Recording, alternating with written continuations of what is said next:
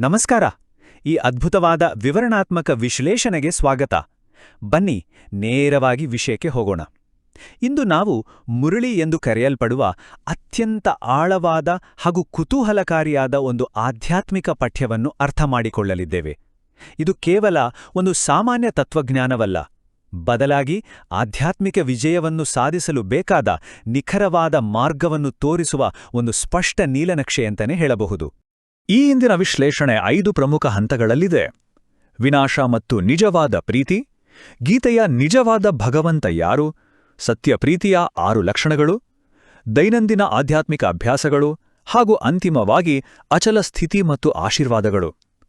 ಅಂದ್ರೆ ಪ್ರಪಂಚದ ಬಗೆಗಿನ ಒಂದು ತುರ್ತು ಎಚ್ಚರಿಕೆಯಿಂದ ಶುರುವಾಗಿ ಅತ್ಯುನ್ನತ ವರದಾನಗಳ ಭರವಸೆಯವರೆಗೆ ಇದು ಸಾಗುತ್ತದೆ. ಮೊದಲನೇ ವಿಭಾಗ, ವಿನಾಶ ಮತ್ತು ಸತ್ಯ ಪ್ರೀತಿ. ಈ ಪಠ್ಯವು ನಮಗೆ ಈಗಿನ ಕಾಲಘಟ್ಟದ ಬಗ್ಗೆ ಒಂದು ರೀತಿಯ ಗಂಭೀರವಾದ ಎಚ್ಚರಿಕೆಯನ್ನು ನೀಡ್ತಾ ಶುರುವಾಗುತ್ತೆ.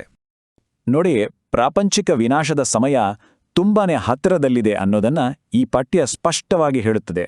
ಹಾಗಾಗಿ ಮುಂಬರುವ ಈ ದೊಡ್ಡ ಜಾಗತಿಕ ಬದಲಾವಣೆಗಳನ್ನು ಎದುರಿಸಲು ದೇಹದ ಮೇಲಿನ ಮೋಹವನ್ನು ಹಾಗೂ ಲೌಕಿಕ ಆಕರ್ಷಣೆಯನ್ನು ಸಂಪೂರ್ಣವಾಗಿ ಬಿಡಬೇಕು. ಬದಲಾಗಿ ಆ ಒಬ್ಬನೇ ತಂದೆಯೊಂದಿಗೆ ಅಂದ್ರೆ ಪರಮಪಿತನೊಂದಿಗೆ ಮಾತ್ರ ಸಂಪೂರ್ಣವಾದ ಮತ್ತು ಸತ್ಯವಾದ ಪ್ರೀತಿಯನ್ನು ಬೆಳೆಸ್ಕೊಳ್ಬೇಕು ಅಂತ ಇದು ಒತ್ತಿ ಹೇಳ್ತದೆ. ಇಲ್ಲಿ ಬರುವ ಇನ್ನೊಂದು ಕುತೂಹಲಕಾರಿ ವಿಷಯ ಅಂದ್ರೆ ಮನುಷ್ಯನ 2 ರೀತಿಯ ಮನಸ್ಥಿತಿಗಳು. ಒಂದು ವಿಪರೀತ ಬುದ್ಧಿ, ಇನ್ನೊಂದು ಪ್ರೀತಿ ಬುದ್ಧಿ. ವಿನಾಶದ ಸಮಯದಲ್ಲಿ ಪರಮಾತ್ಮನಿಗೆ ವಿರೋಧವಾಗಿರುವ ವಿಪರೀತ ಬುದ್ಧಿ ಇದ್ದವರು ತಮ್ಮೆಲ್ಲ ಆಧ್ಯಾತ್ಮಿಕ ಆಸ್ತಿಯನ್ನು ಕಳೆದುಕೊಂಡು ವಿನಾಶವನ್ನು ಎದುರಿಸಬೇಕಾಗ್ತದೆ. ಆದರೆ ಅದೇ ಪ್ರೀತಿ ಬುದ್ಧಿ ಹೊಂದಿರುವವರು ಖಂಡಿತ ವಿಜಯಿಗಳಾಗುತ್ತಾರೆ. ಅಷ್ಟೇ ಅಲ್ಲ, ಭವಿಷ್ಯದ ಸತ್ಯಯುಗದ ಮಹಾರಾಜ ಮಹಾರಾಣಿಯರಾಗುತ್ತಾರೆ ಅನ್ನೋ ಭರವಸೆ ಇಲ್ಲಿದೆ. ಈಗ 2ನೇ ವಿಭಾಗಕ್ಕೆ ಬರೋಣ, ಗೀತೆಯ ನಿಜವಾದ ಭಗವಂತ. ಇದು ಕಾಲಕಾಲದಿಂದ ನಾವು ನಂಬಿಕೊಂಡು ಬಂದಿರುವ ಒಂದು ದೊಡ್ಡ ನಂಬಿಕೆಯನ್ನೇ ಪ್ರಶ್ನಿಸಿ ಸ್ಪಷ್ಟಪಡಿಸುತ್ತದೆ. ಖಂಡಿತವಾಗಿಯೋ ಮನುಕುಲ ಭಗವದ್ಗೀತೆಯ ನಿಜವಾದ ಭಗವಂತ ಯಾರು ಅನ್ನೋದನ್ನೇ ಮರ್ತುಬಿಟ್ಟಿದೆ ಅಂತ ಈ ಮೂಲ ಪಠ್ಯ ದೃಢವಾಗಿ ಪ್ರತಿಪಾದಿಸುತ್ತದೆ.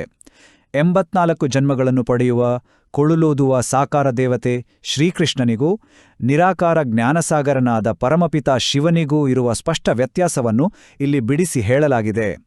ಗೀತೆಯ ನಿಜವಾದ ಭಗವಂತ ಆ ನಿರಾಕಾರ ಪರಮಾತ್ಮನೇ ಹೊರತು ಕೃಷ್ಣನಲ್ಲ ಅನ್ನದು ಇದರ ಅತಿ ಮುಖ್ಯವಾದ. ನಾನು ಸತ್ಯವಾಗಿದ್ದೇನೆ, ಸತ್ಯವನ್ನೇ ಹೇಳ್ತೇನೆ ಅಂತ ಸ್ವತಃ ಪರಮಪಿತನೇ ಸತ್ಯದ ದರ್ಶನ ಮಾಡಿಸ್ತಾನೆ ಎಂದು ಈ ಮುರಳಿ ಹೇಳುತ್ತದೆ. ಅಷ್ಟೇ ಅಲ್ಲ, ದೇವರು ಸರ್ವವ್ಯಾಪಿ ಅಂದ್ರೆ ಕಣಕಣದಲ್ಲೂ ಇದ್ದಾನೆ ಅನ್ನೋ ಜನಪ್ರಿಯ ನಂಬಿಕೆಯನ್ನು ಇದು ಸಂಪೂರ್ಣವಾಗಿ ತಿರಸ್ಕರಿಸುತ್ತದೆ. ಮುಂದಿನ ವಿಭಾಗ, 3ನೇ ವಿಭಾಗ, ಸತ್ಯ ಪ್ರೀತಿಯ ಲಕ್ಷಣಗಳು. ಇದು ಕೇವಲ ತತ್ವಗಳ ಬಗ್ಗೆ ಮಾತ್ರ ಅಲ್ಲ, ಒಬ್ಬ ಸಾಧಕನ ಭಕ್ತಿಯನ್ನು ಅಳೆಯುವ ನಿಖರವಾದ ಮಾನದಂಡಗಳನ್ನು ನಮ್ಮ ಮುಂದಿಡುತ್ತದೆ. ನಿಜವಾದ ಪ್ರೀತಿಯ ಬುದ್ಧಿ ಇದೆಯಾ ಅನ್ನೋದನ್ನ ಕಂಡುಹಿಡಿಯೋಕೆ 6 ಸ್ಪಷ್ಟ ಲಕ್ಷಣಗಳನ್ನು ಇಲ್ಲಿ ನೀಡಲಾಗಿದೆ.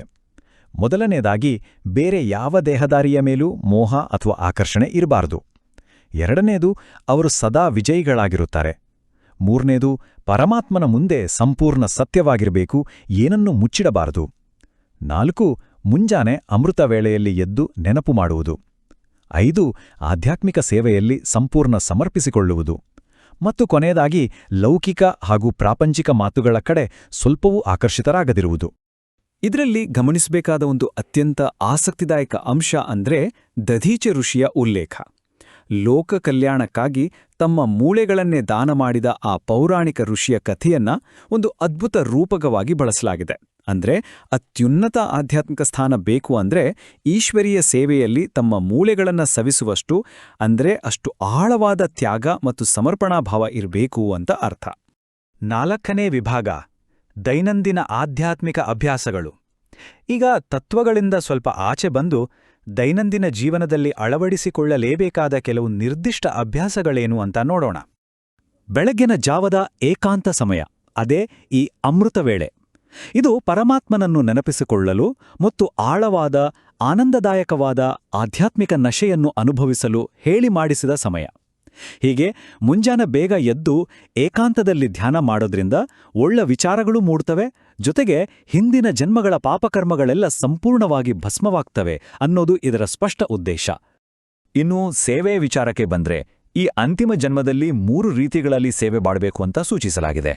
ಶುದ್ಧ ಸಂಕಲ್ಪಗಳ ಮೂಲಕ ಮಾಡುವ ಮನಸಾ ಸೇವೆ, ಮಾತಿನ ಮೂಲಕ ಜ್ಞಾನ ಹಂಚುವ ವಾಚಾ ಸೇವೆ ಹಾಗೂ ದೈಹಿಕ ಕ್ರಿಯೆಗಳ ಮೂಲಕ ಮಾಡುವ ಕರ್ಮಣಾ ಸೇವೆ. ಈ 3 ಸೇವೆಗಳ ಮೂಲಕವೇ ಭವಿಷ್ಯದ ಸ್ವರ್ಗದ ಆಸ್ತಿ ಖಂಡಿತ ಸಿಗುತ್ತದೆ ಅಂತ ಹೇಳಲಾಗಿದೆ. ಇಲ್ಲೊಂದು ಬೆರಗುಗೊಳಿಸುವ ಕಾಂಟ್ರಾಸ್ಟ್ ಇದೆ, ಗಮನಿಸಿ. ಒಂದೆಡೆ ಪ್ರಾಪಂಚಿಕ ಶಕ್ತಿಗಳು ಜಾಗತಿಕ ವಿನಾಶದ ತಯಾರಿಗಾಗಿ ಕೋಟಿಗಟ್ಟಲೆ ಹಣವನ್ನು ಖರ್ಚು ಮಾಡುತ್ತಿವೆ. ಆದರೆ ಇನ್ನೊಂದೆಡೆ ಆಧ್ಯಾತ್ಮಿಕ ಸಾಧಕರು ಶಾಂತಿಯುತವಾದ ಹೊಸ ಜಗತ್ತನ್ನು ಕಟ್ಟಲು ಒಂದೊಂದು ಪೈಸೆಯನ್ನು ಒಟ್ಟುಗೂಡಿಸಿ ತಮ್ಮದೇ ಆದ ತನು ಮನ ಧನದಿಂದ ಹೊಸ ರಾಜಧಾನಿಯನ್ನು ಸ್ಥಾಪಿಸುತ್ತಿದ್ದಾರೆ. ಎಂತಹ ದೊಡ್ಡ ವ್ಯತ್ಯಾಸ ಅಲ್ವಾ? ಮತ್ತು ಈಗ ಕೊನೆಯ ಹಾಗೂ 5ನೇ ವಿಭಾಗ, ಅಚಲ ಸ್ಥಿತಿ ಮತ್ತು ವರದಾನ. ಈ ಎಲ್ಲ ಬೋಧನೆಗಳನ್ನ ಪಾಲಿಸಿದರೆ ಸಿಗುವ ಅಂತಿಮ ಫಲಿತಾಂಶ ಏನು ಅನ್ನೋದನ್ನ ಇಲ್ಲಿ ವಿವರಿಸಲಾಗಿದೆ. ತಾವು ಪಡೆದ ಆಧ್ಯಾತ್ಮಿಕ ಸಂಪತ್ತನ್ನು ಉಳಿಸಿಕೊಳ್ಳಬೇಕಾದರೆ ಪ್ರತಿಯೊಬ್ಬ ಸಾಧಕನು ಅಚಲ ಮತ್ತು ಅಡೋಲ ಸ್ಥಿತಿಯನ್ನು ಬೆಳೆಸಿಕೊಳ್ಳಲೇಬೇಕು. ಎಷ್ಟೇ ಕಷ್ಟಗಳು ಬಂದರೂ, ಮಾಯೆಯ ಬಿರುಗಾಳಿಗಳು ಎಷ್ಟೇ ಜೋರಾಗಿ ಬೀಸಿದರೂ ಸ್ವಲ್ಪವೂ ವಿಚಲಿತರಾಗದಂತಹ ಏಕರಸ ಸ್ಥಿತಿಯಿದು. ಹೀಗಿದ್ದಾಗ ಮಾತ್ರ ಆ ಶಾಶ್ವತವಾದ ಅವಿನಾಶಿ ಸಂತೋಷವನ್ನು ಅನುಭವಿಸಲು ಸಾಧ್ಯ. ಈ ಮುರುಳಿಯ ಕೊನೆಯಲ್ಲಿ ಬರುವ ಅತ್ಯಂತ ಸುಂದರವಾದ ಪರಿಕಲ್ಪನೆ ಅಂದರೆ ದಾತ ಅಥವಾ ವರದಾತ ಆಗೋದು. ಒಬ್ಬ ಸಾಧಕ ಎಷ್ಟೊಂದು ದೈವಿಕ ಶಕ್ತಿಗಳಿಂದ ಸಂಪನ್ನನಾಗಿರ್ತಾನೆ ಅಂದರೆ ಬೇರೆಯವರಿಗೆ ಸದಾ ಸಹಾಯ ವರದಾನಗಳನ್ನು ನೀಡ್ತಾನೆ ಹೊರತು ಯಾರ ಮುಂದೆಯೂ ಕೈಯೊಡ್ಡಿ ಬೀಡುವುದಿಲ್ಲ. ಈ ಭಿಕ್ಷುಕ ಸಂಸ್ಕಾರ ಸಂಪೂರ್ಣವಾಗಿ ಹೋಗಿ ಇಡೀ ವಿಶ್ವದ ಪ್ರತಿಯೊಂದು ಆತ್ಮನಿಗೂ ಏನಾದರೊಂದು ಪ್ರಾಪ್ತಿ ಮಾಡಿಸುವ ದೊಡ್ಡ ದಾತಾರರಾಗುತ್ತಾರೆ. ಈ ಆಳವಾದ ವಿಶ್ಲೇಷಣೆಯ ಕೊನೆಯ ಹಂತಕ್ಕೆ ನಾವು ಬಂದಿದ್ದೇವೆ. ಎಲ್ಲ ಎಚ್ಚರಿಕೆ ಹಾಗೂ ಭರವಸೆಗಳ ನಂತರ ಇದು ನಮ್ಮ ಮುಂದೆ ಒಂದು ಗಂಭೀರವಾದ ಪ್ರಶ್ನೆಯನ್ನು ಇಟ್ಟುಹೋಗುತ್ತದೆ. ಕೇವಲ ತಾತ್ಕಾಲಿಕವಾದ ಲೌಕಿಕ ಆಕರ್ಷಣೆಗಳು ಮತ್ತು ದೇಹದ ಮೇಲಿನ ವ್ಯಾಮೋಹವು ಭವಿಷ್ಯದ ಆ ಶಾಶ್ವತವಾದ ಆಧ್ಯಾತ್ಮಿಕ ಆಸ್ತಿಯನ್ನು ಪಡೆಯದಂತೆ ತಡೆಯಬಹುದೇ? ಕ್ಷಣಿಕ ಸುಖಗಳಿಗಾಗಿ ಇಂತಹ ಅನಂತಕಾರದ ಆಸ್ತಿಯನ್ನು ಕಳೆದುಕೊಳ್ಳುವುದು ನಿಜಕ್ಕೂ ಯೋಗ್ಯವೇ? ಈ ಒಂದು ಆಳವಾದ ಚಿಂತನೆಯೊಂದಿಗೆ ಇಂದಿನ ಈ ವಿಶೇಷ ವಿವರಣೆಯನ್ನು ಇಲ್ಲಿಗೆ ಮುಕ್ತಾಯಗೊಳಿಸೋಣ. ನಮಸ್ಕಾರ.